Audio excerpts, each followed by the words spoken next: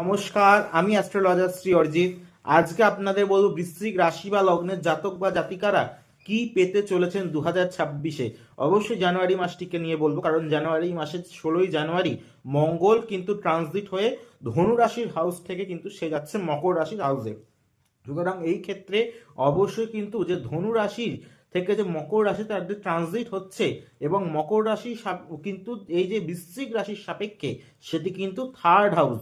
সুতরাং সেই ক্ষেত্রে কি ফল হতে চলেছে অবশ্যই করেই বলবো। যারা যারা এই বৃশ্চিক রাশিতে বিশাখা নক্ষত্র, অনুরাধা নক্ষত্র এবং জ্যেষ্ঠা নক্ষত্রের জাতক বা জাতিকারা আছেন, বিশাখা নক্ষত্র যেহেতু বৃহস্পতি নক্ষত্র, তাদের কিন্তু 2026 সাল তুলনামূলকভাবে ভালো যাবে। সর্বোত্তম যাবে কিন্তু হচ্ছে জ্যেষ্ঠা নক্ষত্রের জাতক বা জাতিকাদের। কিন্তু অনুরাধা নক্ষত্র যেহেতু শনির নক্ষত্র, এবং শনি কিন্তু তাদের এই বৃশ্চিক রাশি বা লগ্নের হাউস থেকে কিন্তু অবস্থান করছে কোথায়, তার ফিফথ হাউসে। সেটি কিসের ঘর না, মীন রাশির হাউসে কিন্তু শনি মহারাজ স্বয়ং অবস্থান করছেন। এবং এবং রাহু মহারাজ কোথায় আছেন, তাদের ফোর্থ হাউসে। সুতরাং এই ক্ষেত্রে বলবো বিশাখা নক্ষত্র, অনুরাধা নক্ষত্র এবং জ্যেষ্ঠা নক্ষত্রে যারা জাতক জাতিকা আছেন সর্বাপেক্ষা সাবধান হতে বলবো কিন্তু অনুরাধা নক্ষত্রের জাতক জাতিকাদের। অযথা মাথা গরম হয়ে যেতে পারে, বুদ্ধিভ্রম ঘটতে পারে। কিন্তু বিশাখা নক্ষত্র বা জ্যেষ্ঠা নক্ষত্রের যারা জাতক বা জাতিকা আছেন তাদের অবশ্যই বলবো সন্তানের দিক থেকে কিছুটা সজাগ সতর্ক থাকবেন। সন্তানকে নিয়ে চিন্তায় কিন্তু আপনাদের পড়তে হতে পারে। এবং তারপরে বলে থাকবো হচ্ছে অবশ্যই শরীর নিয়ে অবশ্যই কিন্তু সচেতন থাকুন, কারণ আপনাদের যে থার্ড হাউসে সেটি কিন্তু অবস্থান করছে কে না, আপনাদের যে লগ্ন অধিপতি তিনি।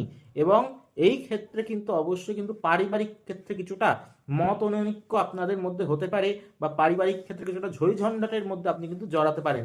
অবশ্যই ক্ষেত্রে বলবো কাউকে অতিরিক্ত বিশ্বাস করে ধার দিতে যাবেন না, সেই টাকা কিন্তু আপনি ফেরত নাও পেতে পারেন। এবং বিজনেসের ক্ষেত্রেও বলবো এই যে 2026 সাল তাদের জন্য যথেষ্টই ভালো। চাকরি যারা এতদিন ভাবে চেষ্টা করছিলেন তাদের জন্য ভালো।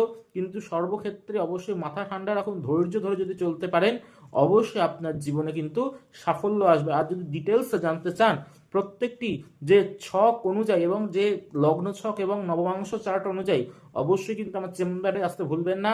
যদি সঠিকভাবে জ্যোতিষের প্রতি আস্থা বিশ্বাস থাকে তবেই কিন্তু শ্রী অরিজিৎ এবং যারা নিজেদের জীবন সম্পর্কে সচেতন তারা অবশ্যই কিন্তু তাদের জন্যই প্রত্যেকটি মঙ্গলবার আমার শেওড়াফুলি চেম্বার, প্রত্যেকটি শুক্রবার গড়িয়াহাট চেম্বার, এবং তার সঙ্গে সামনের জানুয়ারিতে আমি থাকছি তারাপীঠ চেম্বার, এবং তার সঙ্গে অবশ্যই কিন্তু জানুয়ারিতে আবার থাকছি আমি শিলিগুড়ি চেম্বারে।